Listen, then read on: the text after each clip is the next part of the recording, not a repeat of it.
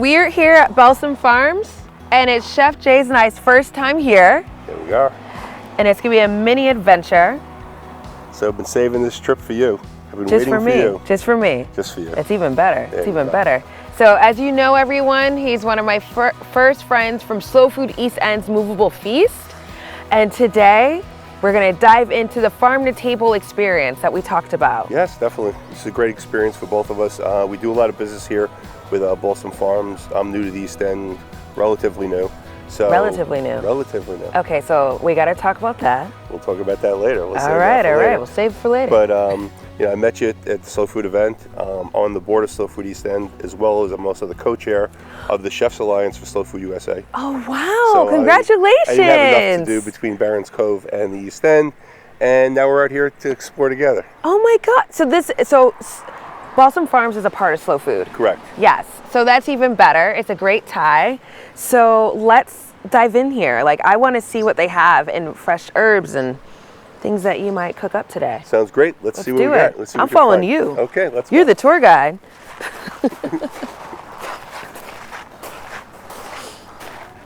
So what do you typically get from Balsam Farms? So I've been buying a lot of their asparagus. Their Okay. asparagus is amazing. I'm buying a lot of their herbs, a lot of their fresh spinach as well. Okay. We use a lot of their spinach in our dishes. Oh, that's good to know. We try to stay seasonal. They send out an email. Well, actually, they have a website with it to keep up to date. So I just order off of there. Plus, I talk to Ian, see what's going on, what they have, and I've been buying from them since last year. So when I came out of here, it's one of the few first farms that I've done business with. And it's all about building relationships. Them finding out what I'm looking for, what they grow. And usually what I do at the end of every year, I'll meet with the farmers in November, December. We talk about the previous year, we talk about the year coming up, see what we can do better in terms of my end or their end. And it's just building relationships. It's talking and just learning about each other. How many farms are a part of Slow Food on the East End? There's a lot. There's a lot of the smaller farms. I'm working with about 4 or 5 farms right now in terms of vegetables. I'm working with a few farms in terms of cheeses. I'm working with Good Water Farms for microgreens. They're the largest microgreen farm out here, one of the largest microgreen farms. Working with Brendan. So and being out here a short time, I had been in the Hudson Valley and in Manhattan for probably 30 or 40 years, so I had a lot of relationships. And then coming out here, I've met people, a lot of it's word of mouth. I have a farm up in Orient Point called I and Me Farm, which exclusively grows just for chefs. It's a small 1-acre farm. One day. We will, one day. Mimi Edelman, who I know from the Hudson Valley, we had worked together, and she moved out here before I did, and it was just by chance that I'm out here now. So we kind of follow each other, and we do a lot of work together with Slow Foods, the Arc of Taste as well. I love that. Hey! Hi, how are you? Good, how are you? I'm well. Welcome to Barron's Cove. Thank you so much. Okay. These in particular are my favorite. They're our loft suites. Ooh. So they're the only ones that are overlooking the pool. Oh, wow.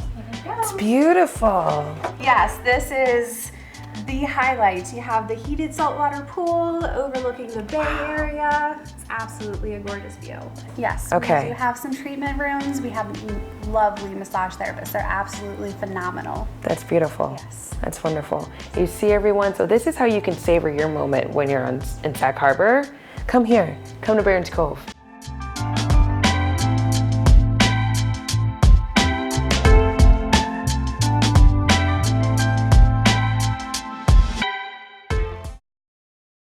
Promote the chefs, promote the food, preserve food from the Arc of Taste, promote the restaurants, promote the purveyors, the growers. It's to help promote everything that Slow Foods is about, and to get chefs to go to the ethos of what Slow Foods is about. And I don't know if you know anything about the Arc of Taste. The Arc of Taste is a list. Well, it's a worldwide list, but each country has its own list.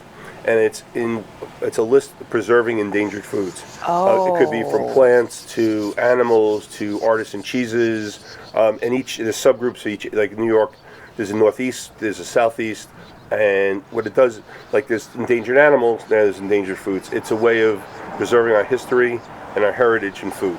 Wow. So there's a lot. Food, everyone's history is involved around food. And Yes. now with the larger seed companies or the larger livestock companies, they're doing less and less varieties.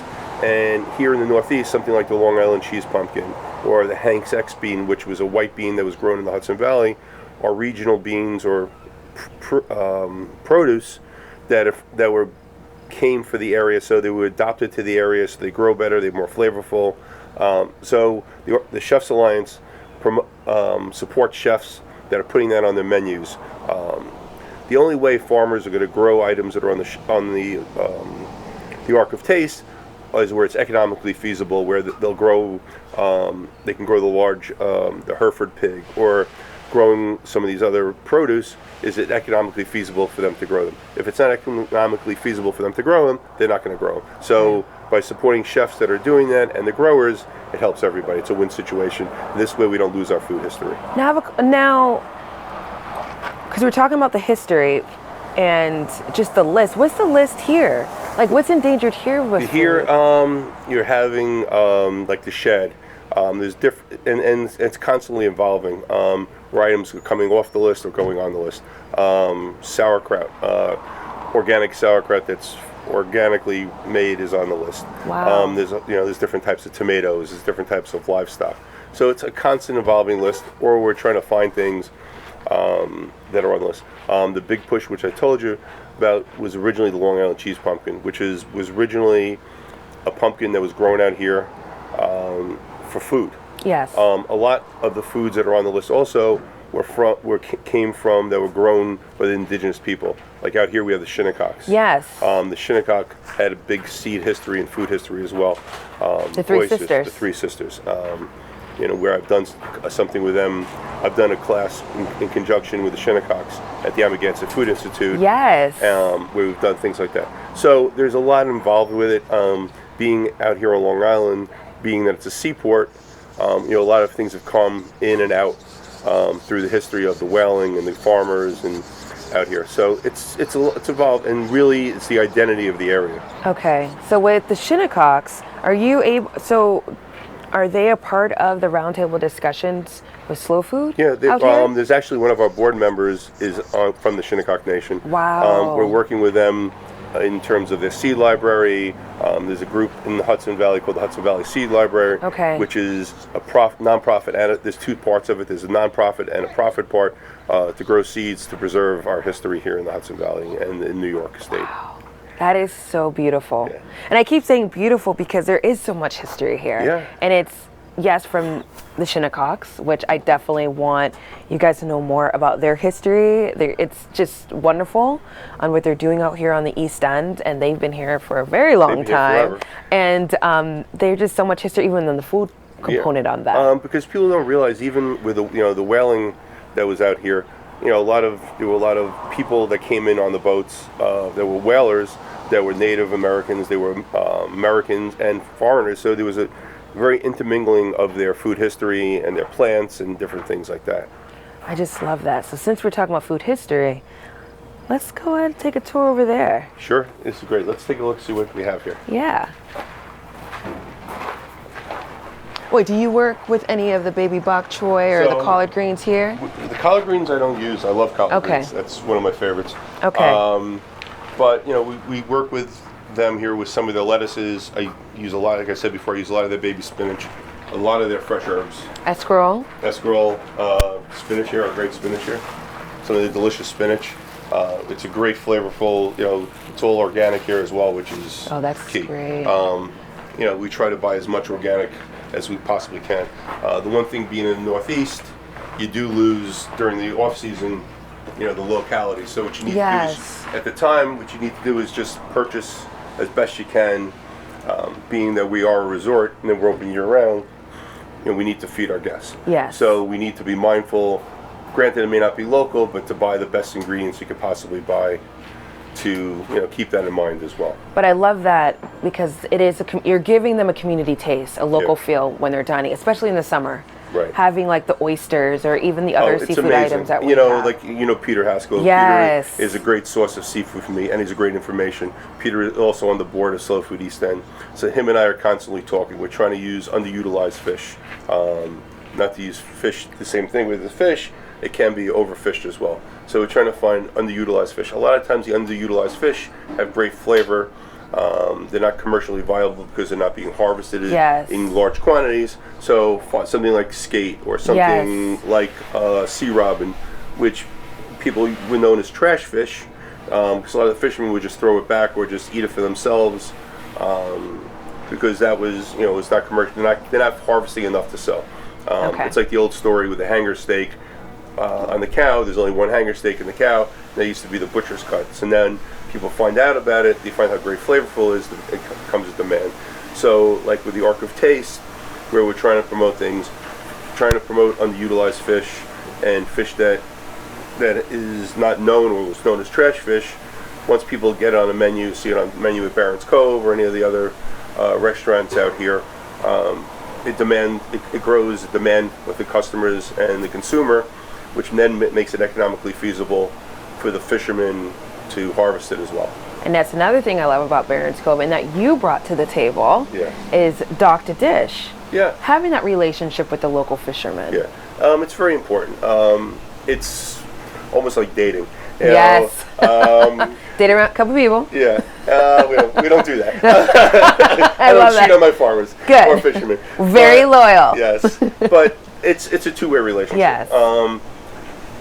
It's how they handle the food, how the farmer handles the food. Yes. The freshness. I mean, this is beautiful Look, herbs. it's just- I mean, look at the variety we have. The oregano. And talking and seeing what we want. So if it's something that I want that they're not growing, they'll plant it for next season. Wow. And I'm sure if I want it, other chefs want it. Yes. So it's just really communication, building a relationship, and talking to each other. It's just all about knowing your farmer, knowing your chef, knowing what your consumer wants as well. And what I love too, that in this community there is no competition.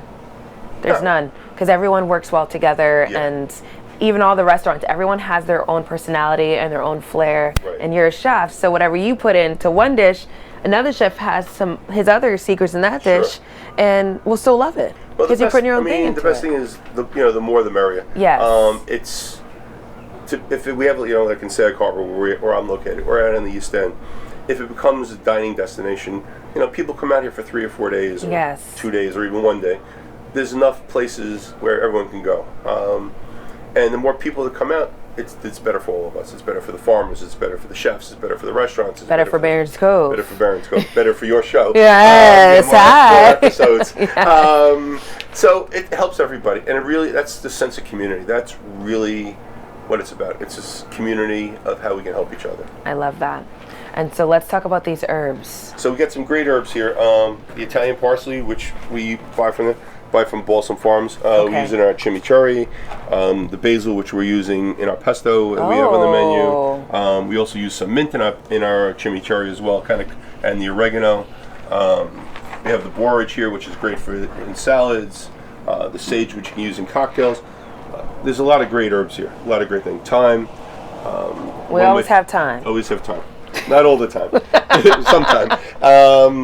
But there's a variety of thyme that I love. It's called lemon thyme, which has a little bit of citrus to it. I'm not sure. I think that's just regular thyme. But when is that grown? That's grown year-round as well. Okay. We actually grow it at the restaurant as well. Really? We got to check that out when we go back. Yeah. So we have, in our restaurant garden, we have things that we use. We also have things from the Arc of Taste, which we're growing as well. Some items that are up for nomination in the Arc of Taste. Wait. Nomination? Yeah. There's an award show? No, it's not an award show, but there's a whole nomination process to get onto the Arc of Taste. You need to have the provenance of stuff, the history of it, and there's a whole period, so it's not so easy. I want to be a part of that. I want to be a part of that. It's the A-list of well, it's not the A-list, because if you're on that list, it means you're endangered, but there's a whole process to it, because sometimes you need to prove the locality of the item, and there is a need to put it on the list. Yes. Wow. Okay, so we have this mushrooms. Right. Do you do a lot of the mushrooms here? No, we Okay. right now during the summer I don't use a lot of mushrooms. Okay. We use them more in the fall. The baby fennel we use a lot, which is they're great on great anise flavor. We use it on a couple of our salads. We use it on a scallop dish at the restaurant as well. Okay. And rock cauliflower, and you got, I don't know, the beans. I'm not sure where they're getting it from, And the but garlic? oh, that's not garlic. Oh, that is garlic. It's Fresh garlic. yeah, it's fresh garlic. I'm surprised. Yeah. So Check that out. that's some some. It's not as strong as garlic. Got a little sweeter Yeah. flavor to it as well. And we don't buy from them, but they have great preserved products as well, where they're utilizing everything. I mean, that's really the key to economically, as a chef being feasible, and food waste is to use everything through what's available. If you have bruised items with like the tomatoes, make sauce. The nose to tail philosophy in butchery. There's almost root to leaf terms with vegetables where you're not wasting anything. Baby carrot tops. At one point, I was making pesto out of with fresh dill. So not throwing things out is the way you can utilize stuff. It's just kind of so much food is getting wasted. Not just here, but all over the United States and the world. That's something that Slow Foods is actually trying to fight in terms of also supporting healthy eating in schools. So everything really ties into each other, and you don't realize how everything is intertwined. But not wasting food is really key. It's a shame. It kills me just to throw things out. And you know what? Another thing I'm loving right now is this is what you're promoting at a resort at Barron's Cove, because some resorts you go to, when the food's done, when they can't use it, okay, it's done. Yeah. But now you're telling our viewers that you guys are using everything. Yeah, and in terms of sometimes if we have an overabundance of stuff, we try to work with local food pantries. We work with Heart of the Hamptons. There's a community support in Sag Harbor. I'm not sure the exact name, but we've helped them as well. So nothing goes. You really can't. You don't realize in any area there's always people that need support. Maybe food-wise or something else. There's always people. I think what people don't realize in an area like Long Island or Eastern Long Island, where there's a lot of abundance, there are people that do need food and support for various reasons. So we're dining for a cause at Barron's Cove each and every moment. Yeah, we're trying to help everybody. Yes. And it is part of the community. I love that. So that's really what it's great. Okay. So anything else here at Balsam that you typically we see, and as the season changes, we'll talk. We'll see what they have. I know the asparagus is here right now. I know it's kind of waning right now. The strawberry season is ending soon as well. Okay. Which brings other things. We're bringing, as the weather changes, we'll bring different lettuces and different vegetables and more sugar snaps and different things like that. Ooh, I like that. And what about the sweet potatoes? Because we're known as a potato area. Yeah. And regular potatoes. Yeah. Right now I'm not using a lot of local potatoes. Okay. The potatoes, these are maybe from, I don't know when they were harvested. I don't know a lot about that. But Long Island is great. It's great soil for the great sandy, rocky soil for potatoes. Okay.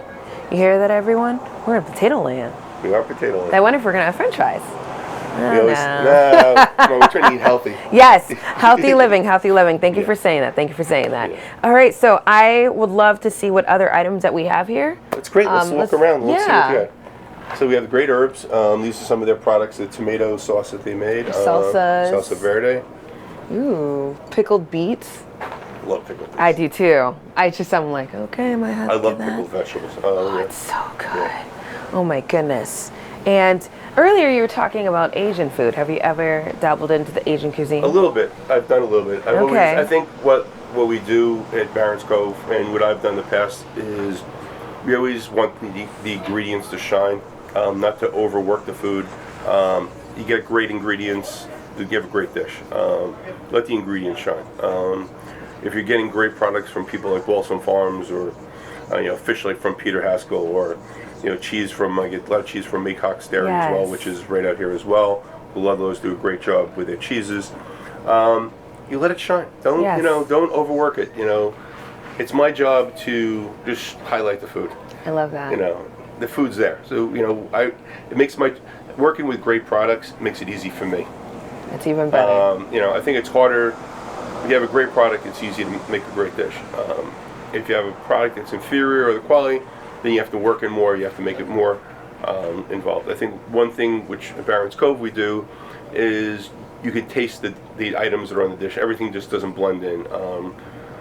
When you get a big bowl of pasta, which nothing wrong with a big bowl of pasta, but you're tasting the same flavors the whole way through. Yes.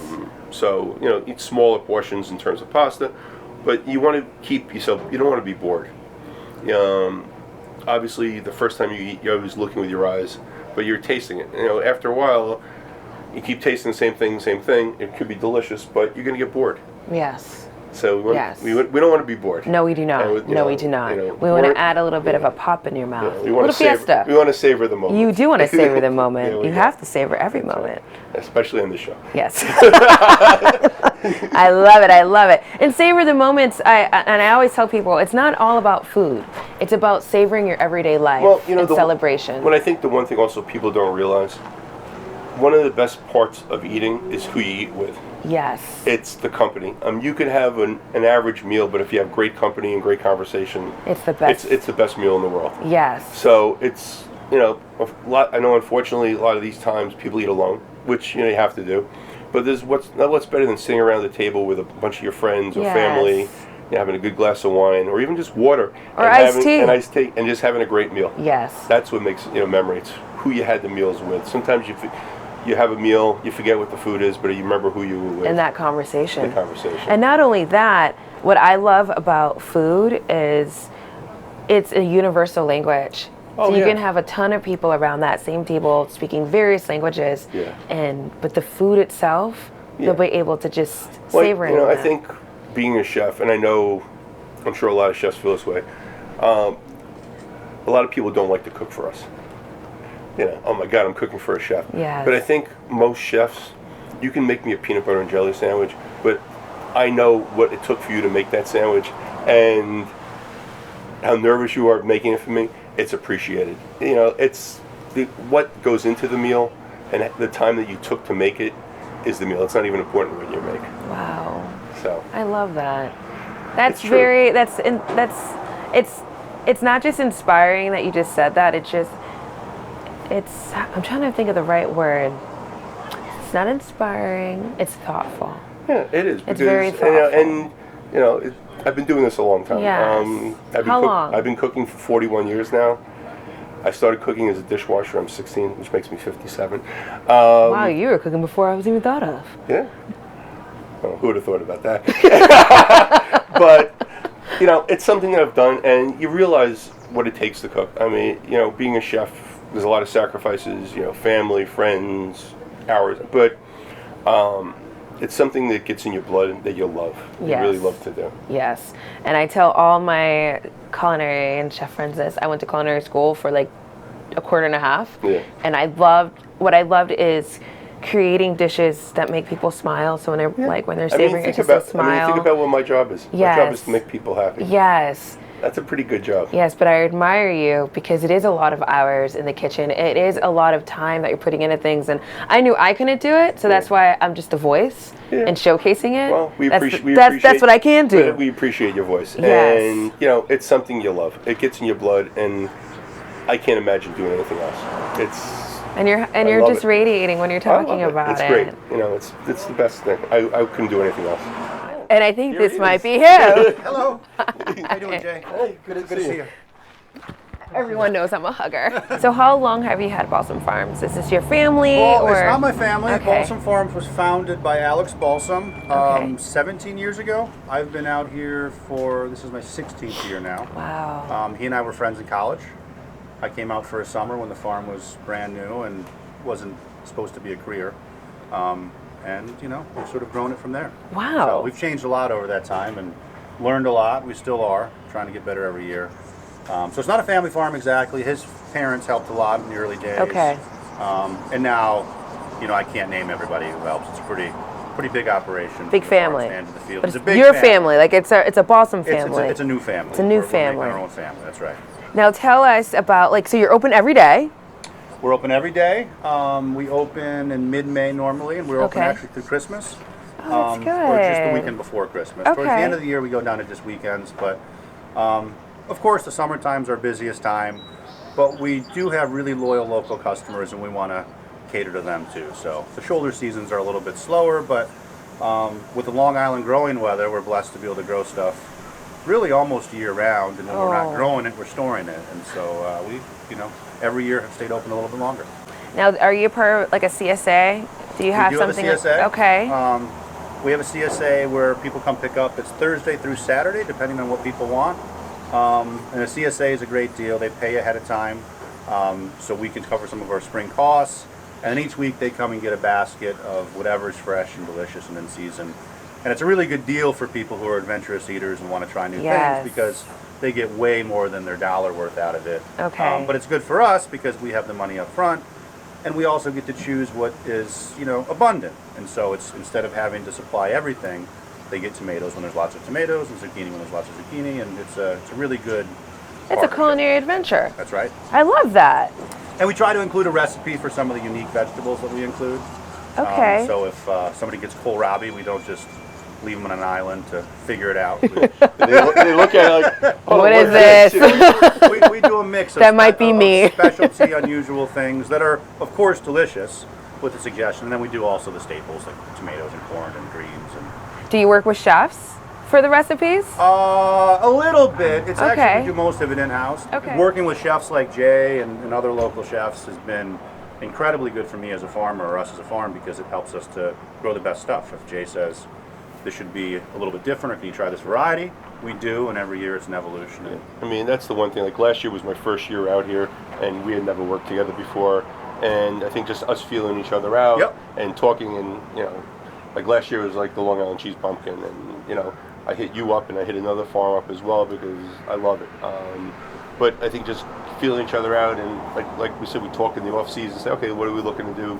This way, you know what to grow. What you want to have stuff that's wanted, and sure, what I want, other chefs are looking for, and Exactly. it's putting our heads together and making it the best for both of us.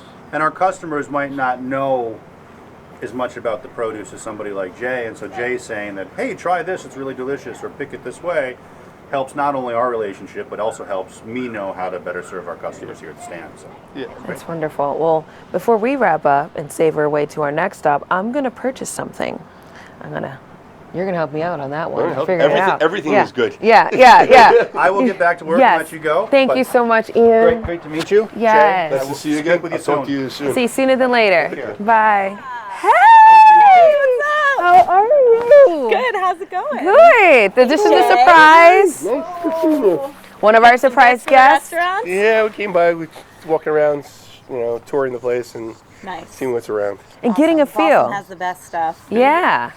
We So have their stuff too. we mentioned that we're going to have a couple surprise guests. So it's just one. This is Kate. She's with Emma Genzet Food Institute, which you notice we've been there with Chef Nick and Cyril J and several other people. And we've just changed our name To? to East End Food Institute to reflect our wide geographic reach. We're working with farms across the East End. And Balsam Farms is one of them. They were one of our original members. So Ooh, I got goosebumps. Oh, There's a tie here. There's a tie here. So everyone, we're gonna savor right here at Balsam Farms, but next up, we're gonna go back to Barron's Cove. Dive into some lunch. Yeah. plan. What are you making? I don't know, whatever you guys want. Well, no, Can we you get give in us. there too? Of Yeah. course we I are. love cooking. You know I love cooking. Yeah. Uh-oh. We've cooked together Yes. before. Oh, well, I will just put on an apron. Okay. That's the best. So off to Barron's.